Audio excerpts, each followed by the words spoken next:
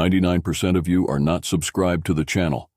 At 1,000 subscribers, I will post a series of special stories. Subscribe now.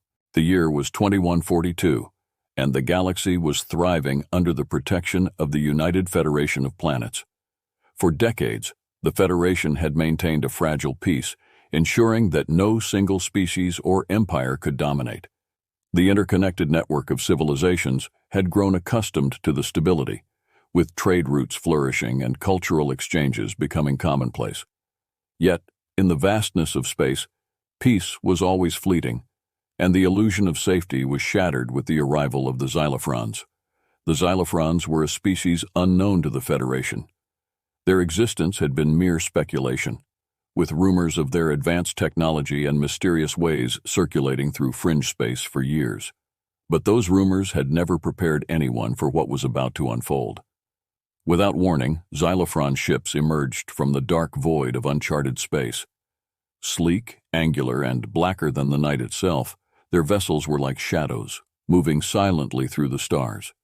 They struck with terrifying precision, targeting the planet Aquilon, a human colony on the fringes of the Milky Way. Aquilon was a world of water and glass, a shining jewel of human engineering. The cities floated on the surface of the planet's vast oceans, connected by networks of transparent tunnels that reflected the sunlight in dazzling displays of color. It was a beacon of human achievement, a place where nature and technology coexisted in perfect harmony. But on that fateful day, the serenity of Aquilon was shattered. The Xylophron fleet descended upon Aquilon with an eerie calm, launching strange, cylindrical objects into the planet's atmosphere. At first, the inhabitants were unsure of what to make of these objects. They didn't explode like missiles or release toxic gases.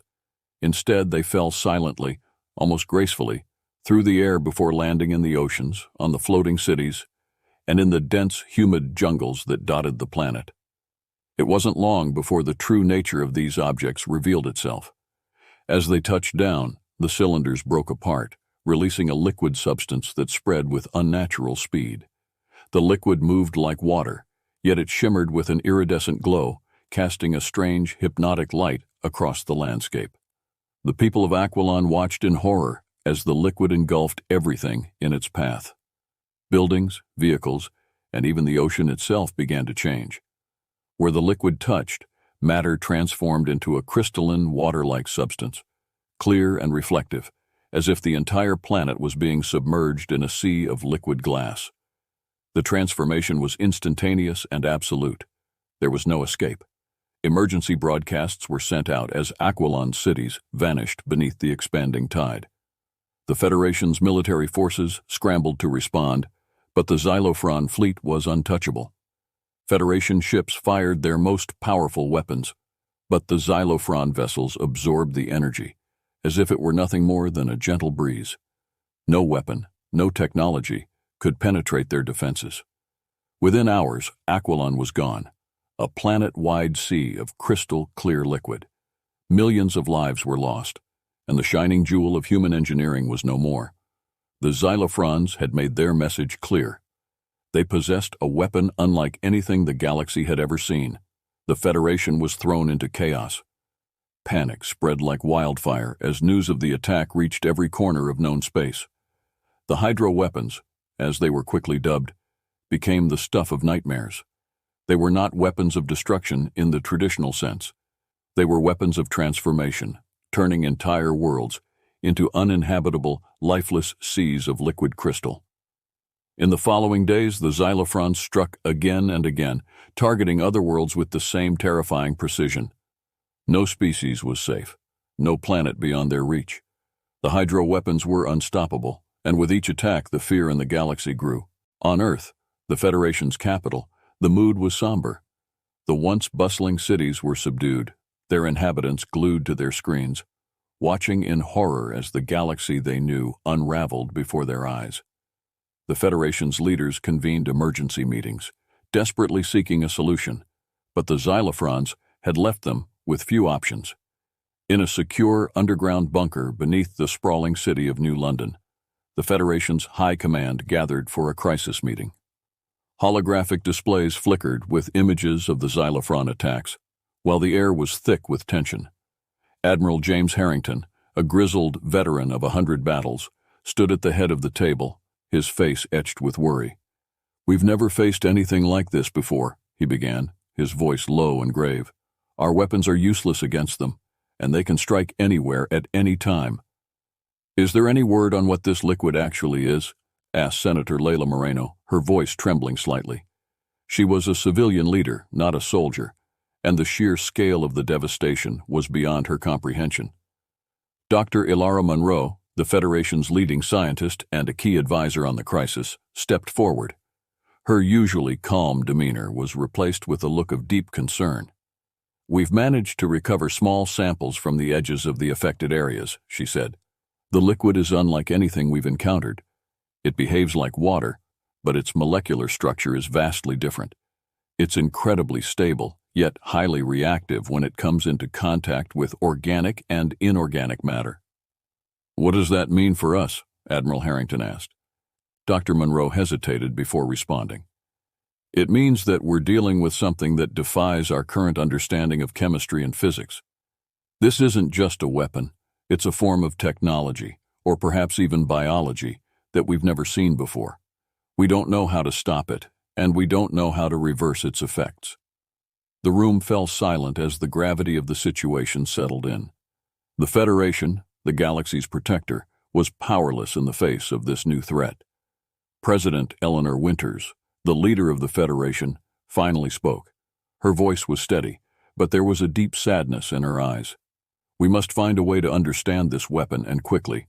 The Xylophrons have shown no interest in negotiation or communication.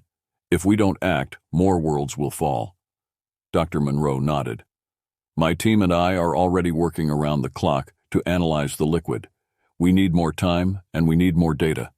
But I believe that if we can understand the nature of this substance, we might find a way to counteract it." The President looked around the room, seeing the determination in the faces of her advisors and military leaders. "Then we focus all our efforts on this. We cannot allow fear to paralyze us. The Federation was built on the strength of our unity, and we will not let that unity be shattered. We will fight back, and we will find a way to defeat this threat." The meeting adjourned, and the Federation's best minds went to work, racing against time to unravel the mystery of the hydro weapons. But as they did, the Xylophrons continued their relentless assault, their motives unknown, their goals unclear. The galaxy had never faced such a terrifying enemy, and the fear of the hydro weapons spread like a dark shadow over every inhabited world. The people of the galaxy watched, waited, and hoped that somehow humanity would find a way to turn the tide before it was too late. Dr. Ilara Monroe sat hunched over a glowing holotable in her dimly lit laboratory, deep within the Federation's Research and Analysis Center. The walls around her were lined with complex machinery, most of which was still actively scanning, processing, or simulating the properties of the liquid that had come to be known as hydro.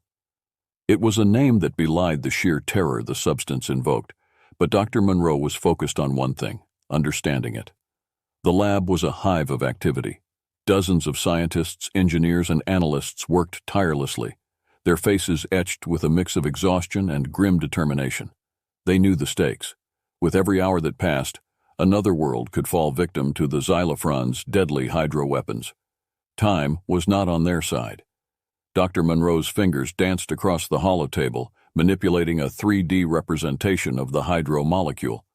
It was unlike anything she had ever seen, a complex structure that seemed to defy the basic principles of molecular chemistry. The core of the molecule was similar to water, with hydrogen and oxygen atoms, but there was an additional element, one that was not found on the periodic table. "Element X," she murmured to herself, tracing the lines of the molecule with her eyes. This mysterious element was at the heart of the hydro's power, but it was also the most perplexing part of the equation. It behaved in ways that shouldn't be possible, binding to other molecules with an intensity that defied conventional understanding. "Ilara," a voice called, pulling her out of her deep concentration. It was Dr. Calvin Gray, her longtime colleague and one of the leading physicists in the Federation. His usually calm demeanor was strained, his brow furrowed with worry. "What is it, Calvin?" she asked, turning to face him. "We've run the simulations again," he said, holding up a datapad. "And we're getting the same results. The hydro doesn't just transform matter, it's rewriting it. Whatever this element X is, it's capable of altering the atomic structure of everything it touches." Dr. Monroe's eyes widened slightly. "Altering atomic structure. That would explain the instant crystallization. But why? What's the purpose?" Dr. Gray shook his head. "We don't know yet, but here's the thing. When the hydro interacts with certain types of matter, particularly organic matter, it doesn't always result in crystallization. In some cases, it's absorbed." "Absorbed?" Dr. Monroe repeated, her mind racing. "By what?" "Human cells specifically," Dr. Gray replied. "We've observed that in controlled environments, human cells not only survive contact with the hydro, but they actually seem to integrate it into their structure." This was a revelation. For weeks, they had believed the hydro was purely destructive, a weapon designed to obliterate anything in its path. But now, there was evidence to suggest it could do more, something unprecedented. Dr. Monroe quickly accessed the data files, reviewing the results of the experiments Dr. Gray had mentioned. The images on the holotable shifted to show microscopic views of human cells interacting with the hydro. The liquid, which had previously turned everything it touched into crystalline substance, was instead being absorbed into the cells, which then began to exhibit unusual properties, enhanced energy production, increased resilience, and even accelerated repair mechanisms. "This changes everything," Dr. Monroe whispered, feeling a mix of excitement and fear. If humans could safely interact with the hydro, then there might be a way to turn the tide in their favor. But the implications were staggering. What was the hydro really? And why did it behave differently with humans? As the team delved deeper into the experiments, they found more anomalies. Some human cells began to emit energy at levels previously unheard of, while others showed signs of mutation, though not the harmful kind. These mutations enhanced the cells, making them stronger, more efficient. The potential was limitless, but so was the risk. "We need to understand why this is happening," Dr. Monroe said, her voice filled with urgency. "If we can harness this, we could have a weapon of our own, or better yet, a way to protect our people. But if we're wrong, we could be unleashing something far worse than the hydro weapons themselves." Dr. Gray nodded in agreement. "I'll set up a series of trials with volunteers. We need to see how this affects an entire organism, not just cells in a lab." "No," Dr. Monroe interjected. "We need more than just trials. We need to know the origin of the hydro. Why does it behave like this? What is the xylophron's true purpose with this weapon?" The research team doubled down on their efforts, now focused on two critical tasks: unlocking the secrets of the hydro and tracing its origin. Dr. Monroe, driven by a combination of scientific curiosity and a desperate need to save her people, began to work around the clock. Weeks passed in a blur of simulations, experiments, and analysis. The data they collected was both promising and alarming. The hydro's interaction with human biology suggested a possible evolutionary leap, something that could enhance humanity's capabilities far beyond their current limits. But with every step forward, more questions arose. Then came the breakthrough. Late one night, Dr. Monroe was alone in the lab, poring over ancient xylophron texts that had been retrieved from a wrecked ship after a recent skirmish. The texts were difficult to translate, filled with symbols and concepts that had no equivalent in human languages. But as she worked through the translations, a pattern began to emerge. The xylophrons had a deeply spiritual belief system, one centered around transformation and ascension. They viewed the hydro as a gift from their gods, a substance meant to elevate their species to a higher form of existence. According to the texts, the hydro was not originally intended as a weapon. It was a tool of evolution. Dr. Monroe's heart raced as she realized the implications. The hydro wasn't just about destruction, it was about change. The xylophrons had seen it as a way to achieve a godlike state, but for humans, it had a different effect. The texts hinted at a divergence in how different species interacted with the hydro. suggesting that humanity's unique biology could lead to unforeseen outcomes. But why hadn't the xylophrons anticipated this? And what would happen if humans fully embraced the hydro? The answers were elusive, but Dr. Monroe knew she was on the verge of something monumental. She quickly compiled her findings and sent an urgent message to the Federation's high command, requesting a meeting with the president. The following day, Dr. Monroe stood in the president's office, surrounded by the Federation's top leaders. President Winters listened intently as Dr. Monroe explained her discovery, her face growing increasingly serious. "So you're saying that this hydro isn't just a weapon of destruction, but a means of transformation?" the president asked, her voice measured. "Yes," Dr. Monroe replied, "and it's possible that this transformation could be harnessed to our advantage. But we need to proceed with caution. We don't fully understand the long-term effects on human biology or what this could mean for our future." The president nodded slowly, her eyes distant as she considered the implications. "If this is true, it could change the course of the war, but we must be careful. We cannot allow ourselves to become what we're fighting against." "I agree," Dr. Monroe said. "That's why I'm proposing a controlled program. We begin small, with volunteers who fully understand the risks. We monitor them closely, study the effects, and make decisions based on evidence, not fear." The room was silent for a moment before President Winters finally spoke. "Very well. You have my authorization to proceed. But keep this confidential for now. We cannot afford mass panic or reckless use of the substance." Dr. Monroe felt a mixture of relief and anxiety as she left the president's office. She had the green light, but the responsibility weighed heavily on her shoulders. The Federation was putting its faith in her to uncover the truth, to find a way to turn the hydro into humanity's salvation rather than its doom.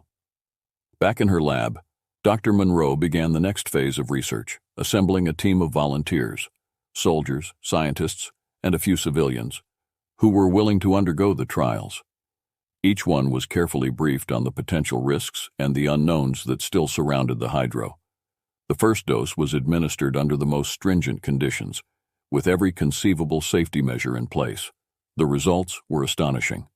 Within hours, the volunteers began to exhibit the same enhancements that had been observed at the cellular level. Strength, speed, agility, cognitive function, all improved dramatically. But there was more. The volunteers reported heightened awareness, a sense of connection to something greater, and, in some cases, flashes of insight or intuition that defied explanation. Dr. Monroe documented everything meticulously, watching for any signs of adverse effects. But instead of the catastrophic mutations or psychological breakdowns she had feared, the volunteers seemed to thrive. They were becoming something more than human, yet they retained their humanity, a delicate balance that would be crucial to maintain. As the trials continued, it became clear that the hydro had the potential to change the course of the war. Humanity, once on the brink of annihilation, now had a chance to not only survive, but to evolve. But with this new power came new dangers, both from within and without. The xylophrons would not stand idly by as their own weapon was turned against them, and within the Federation, not everyone was comfortable with the direction things were heading. Dr. Monroe knew that they were walking a fine line. The hydro was a double-edged sword, and how it was wielded would determine the future of humanity. As she looked out at the stars, she couldn't shake the feeling that this was just the beginning of something much larger than anyone could have anticipated. The discovery of the hydro had opened a door to a new era, one that held both promise and peril in equal measure. The dawn of a new era was marked by the unprecedented developments in Dr. Ilara Monroe's lab. What had once been a desperate bid for survival was now turning into something far more extraordinary. The Federation's best and brightest were experiencing the effects of the hydro firsthand, and the results were nothing short of miraculous. Inside the Federation's most secure research facility, known only as the Nexus, the transformation was taking place under the watchful eyes of Dr. Monroe and her team. The volunteers, carefully selected from the military, scientific community, and civilian populace, were monitored around the clock. Their every movement, every heartbeat was recorded and analyzed. The first wave of volunteers had shown no signs of adverse effects, and their enhanced abilities were undeniable. Captain Aidan Brooks, a seasoned soldier who had volunteered for the trials, stood in a testing chamber. Once an ordinary man, Brooks had become something more, a living testament to the power of the hydro. His body, now stronger and more resilient, seemed to radiate a quiet, controlled energy. "Ready for the next test, Captain?" Dr. Monroe asked. Her voice filtered through the speakers of the observation room. Brooks nodded, his expression calm. "Ready when you are, Doctor." "Begin the test," she instructed, and the chamber's lights dimmed as the simulation began. The walls of the chamber shifted, projecting a holographic battlefield that flickered to life with alarming realism. Hostile drones, programmed with the latest combat AI, emerged from the shadows, targeting Brooks. But he was faster, much faster. Moving with a speed that defied human limitations, he dodged their attacks with ease, his reflexes heightened to superhuman levels. As the drones closed in, Brooks retaliated.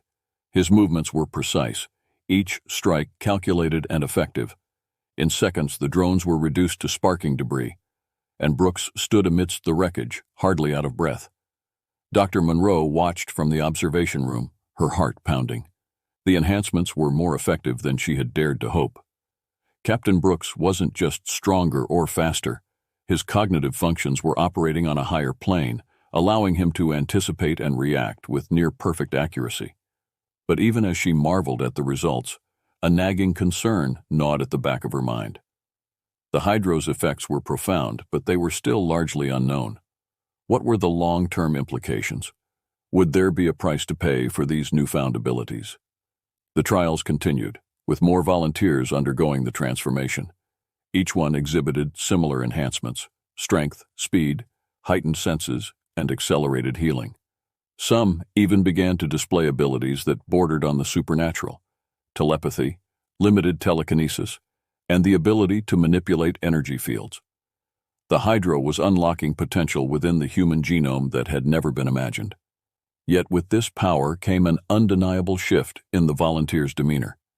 Many reported feeling a growing sense of detachment from their former selves, as if their connection to their humanity was slowly being eroded.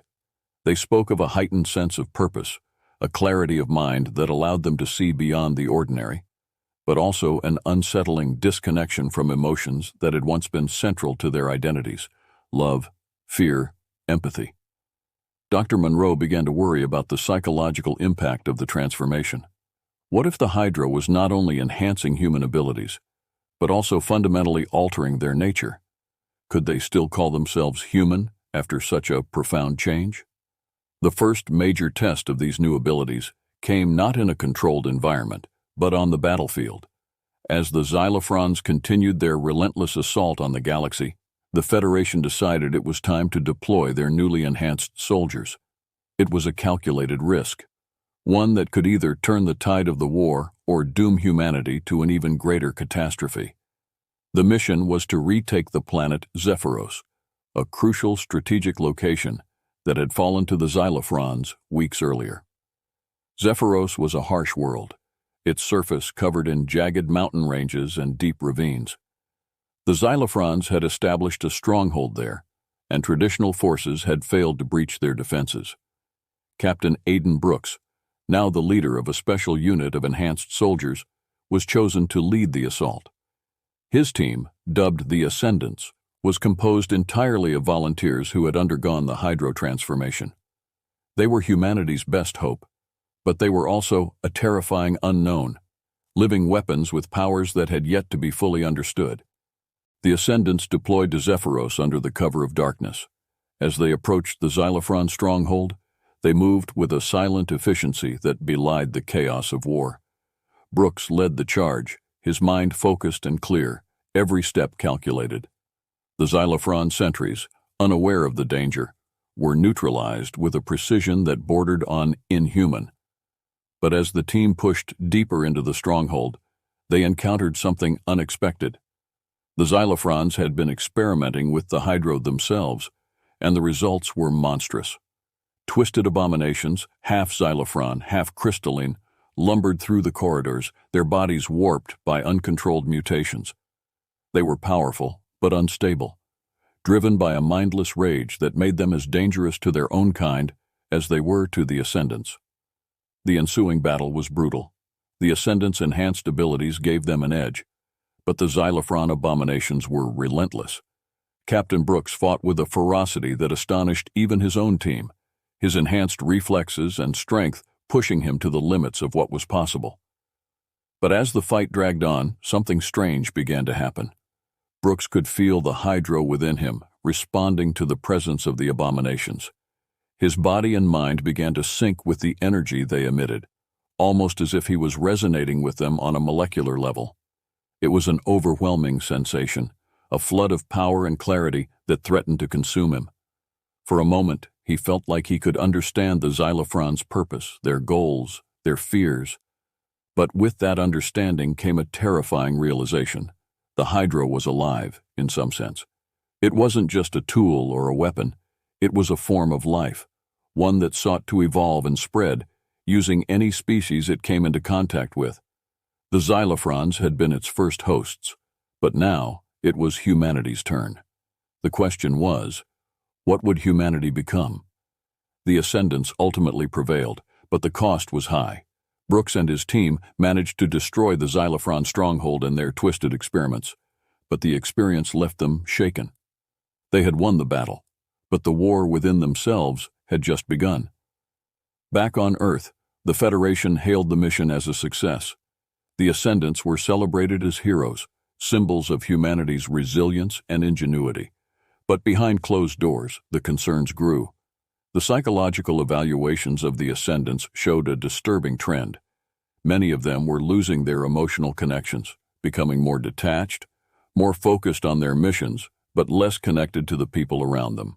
Dr. Monroe found herself at a crossroads. The Hydro had given humanity the tools to fight back against the Xylophrons. But at what cost?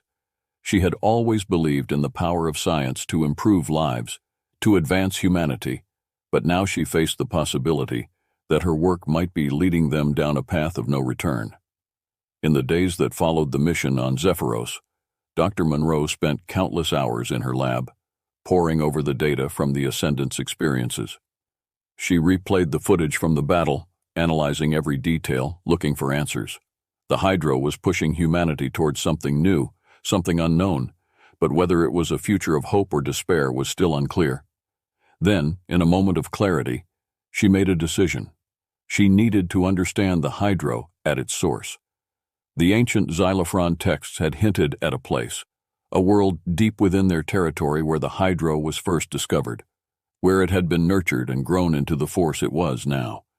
If she could find that place, she might be able to uncover the truth about the Hydro, its origins, its purpose, and, most importantly, how to control it.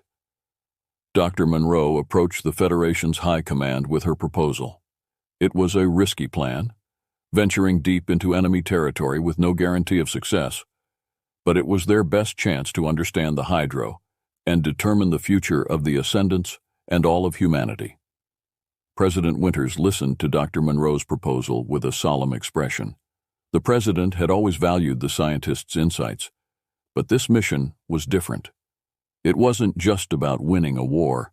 It was about the very survival of humanity as they knew it. "Are you sure about this, Ilara?" the President asked, her voice heavy with concern.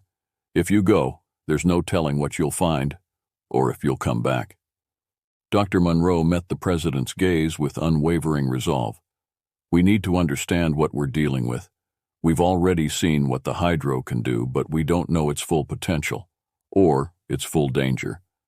If there's even a chance that we can find answers, I have to take it."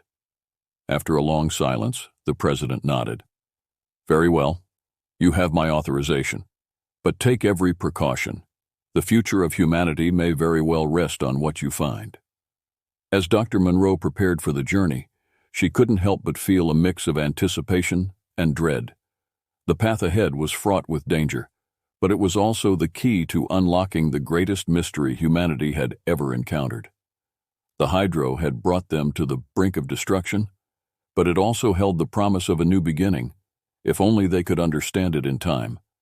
The transformation of humanity had begun, but the true nature of that transformation was still unknown. As Dr. Monroe and her team set out on their perilous journey, the fate of the galaxy hung in the balance. The Hydro had given them power, but it was up to them to decide how it would shape their future. The sleek starship Aurora sliced through the cold void of space, its engines humming quietly as it entered the uncharted territory deep within Xylophron space. Dr. Ilara Monroe stood on the bridge, her eyes fixed on the swirling nebulae outside the ship's viewport. The journey had been long and perilous, but now they were close, closer than anyone had ever been to uncovering the truth behind the Hydro. Around her, the crew worked with a focused intensity. Captain Aidan Brooks, still every bit the soldier despite the enhancements the Hydro had given him, was at the helm. His team of ascendants, all seasoned by the battle on Zephyros and other skirmishes, were ready for whatever lay ahead. They were a formidable force, but even they knew the risks of this mission. They were venturing into the heart of the unknown, guided only by fragments of ancient Xylophron texts and Dr. Monroe's growing intuition about the Hydro. As the Aurora approached the coordinates Dr. Monroe had deciphered from the Xylophron scriptures, a strange energy began to pulse through the ship's systems. The lights flickered, and the ship's instruments buzzed with interference. Dr. Monroe could feel the Hydro within her reacting, a subtle vibration that resonated through her very cells. "This is it," she whispered to herself, her heart pounding in her chest. "We're close." "Captain, I'm detecting a massive energy source ahead," reported Lieutenant Kara Voss, the ship's lead engineer, as she worked furiously at her console. "It's off the charts. Whatever it is, it's like nothing we've encountered before." "Bring us in slowly, Lieutenant," Captain Brooks ordered. "We don't know what we're dealing with yet." The Aurora emerged from the nebulae, revealing a sight that took the breath away from everyone on the bridge. Before them was a planet unlike any they had ever seen. It was vast, covered in crystalline structures that seemed to pulse with a rhythmic, almost biological light.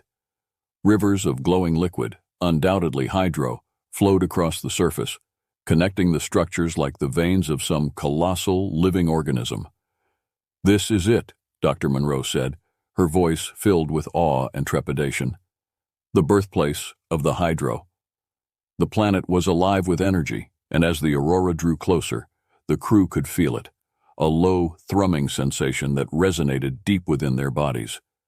The Hydro within the ascendants seemed to respond, amplifying their senses, heightening their awareness.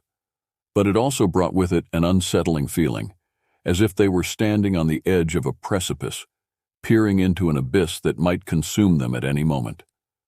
"Scan for any life forms or structures," Captain Brooks commanded, trying to keep the tension out of his voice.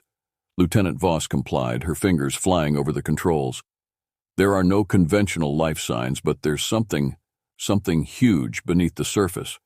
It's like a network stretching across the entire planet." Dr. Monroe leaned over the console, examining the data. "It's a biosphere, but on a scale we've never encountered. The Hydro isn't just a liquid. It's part of a larger organism. This planet, it's alive." The realization sent a chill through the crew. The Hydro was not just a weapon or a tool. It was the lifeblood of a colossal living entity, and they had come to the heart of it. "We need to land and explore," Dr. Monroe said, her voice steady despite the gravity of the situation. "If we're going to understand the Hydro, we need to make contact with whatever is down there." Captain Brooks nodded. "Prepare the landing team. Full combat gear. We don't know what we'll find." The Aurora descended through the planet's atmosphere, touching down on a crystalline plateau that shimmered underfoot. The landscape was surreal, a blend of organic and inorganic forms that defied classification. The air was thick with energy, and the Hydro within the ascendants pulsed in response, making them feel more alive and more on edge than ever before. Dr. Monroe led the team out onto the surface, her heart racing as she took in the alien beauty of the world around them. They moved cautiously, scanning the environment for any signs of danger. The crystalline structures around them seemed to hum with a low, almost musical tone, as if the planet itself was aware of their presence. As they ventured deeper into the landscape, they came upon a massive structure, a towering spire of crystal that rose from the ground like a beacon. At its base was an entrance, a dark opening that seemed to beckon them forward. "This is it," Dr. Monroe said, her voice barely above a whisper. "This is where we'll find the answers." The team entered the spire, their steps echoing in the vast chamber within. The walls were lined with pulsating veins of hydro, casting an eerie light that illuminated the ancient alien architecture. The air was thick with energy, and as they moved deeper into the spire, they could feel the presence of something vast and ancient, something that was watching them. At the heart of the spire they found it, a massive crystalline entity that seemed to pulse with life. It was unlike anything they had ever seen, a being of pure energy and light, suspended within a web of hydro. As they approached, the entity stirred, its form shifting and changing, as if it were trying to communicate. Dr. Monroe stepped forward, her heart pounding in her chest. She could feel the hydro within her responding to the entity, resonating with its energy. She reached out with her mind, trying to connect, to understand. And then it spoke, not in words, but in thoughts, images, and feelings. It was a flood of information, overwhelming in its intensity. But Dr. Monroe held on, focusing on the core of what the entity was trying to convey. The hydro was not just a substance. It was a living, conscious force, a manifestation of the planet's will. It had been created eons ago, a byproduct of the planet's evolution, designed to foster growth and transformation in the species that encountered it. The xylophrons had been the first to discover it, and they had misunderstood its purpose, using it as a weapon instead of a tool for ascension. But the hydro was not bound by the intentions of its creators.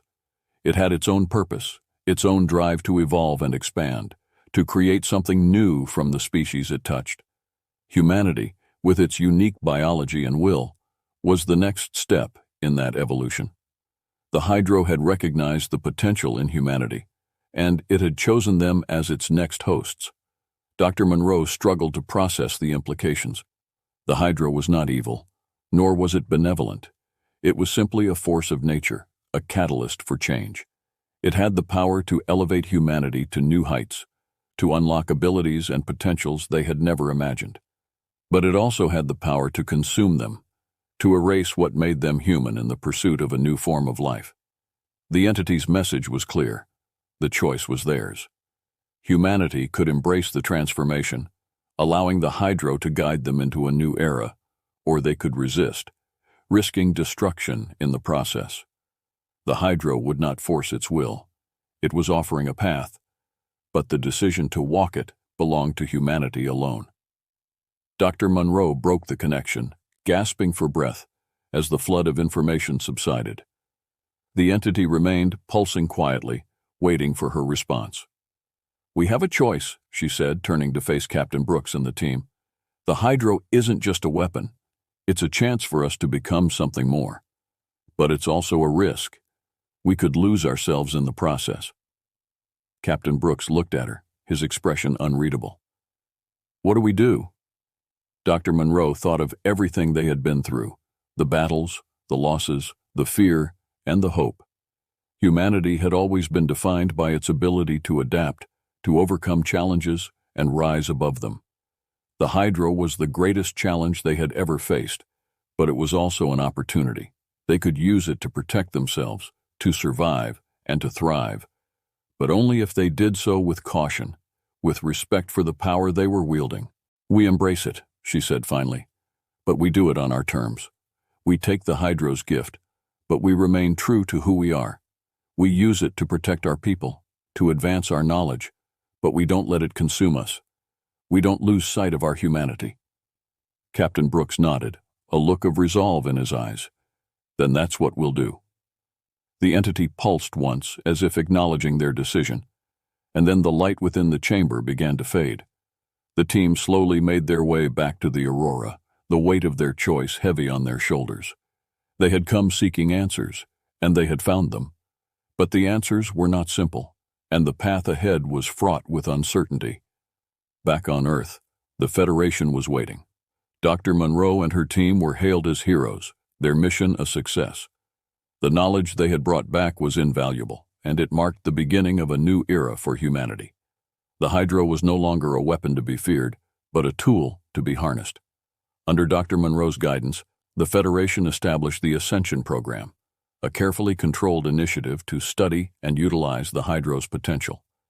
Volunteers from all walks of life participated, and the results were remarkable. Humanity began to evolve, gaining abilities and insights that had once been the stuff of dreams.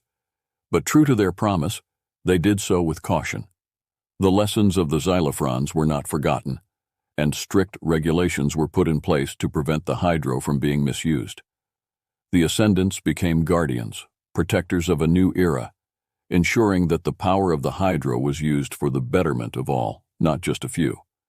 As the years passed, the galaxy entered a time of peace and prosperity.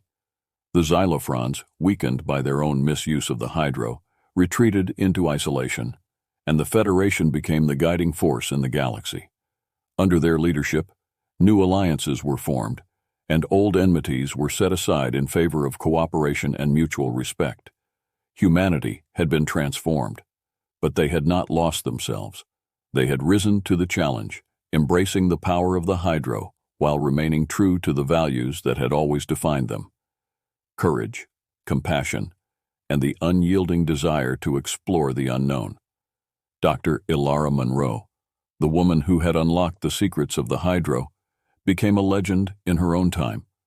But she remained humble, always aware of the delicate balance they had struck. The Hydra was a gift, but it was also a responsibility, one that required constant vigilance and care. In the end, humanity had not only survived, they had thrived. They had taken the Hydra, a force that had once threatened to destroy them, and turned it into a catalyst for their greatest achievements. The galaxy was a different place now, but it was one shaped by the choices they had made, by the wisdom they had gained. And so, a new era began, one where the Hydra, once feared, became a symbol of hope and transformation. Humanity had embraced the unknown, and in doing so, they had found a future filled with infinite possibilities.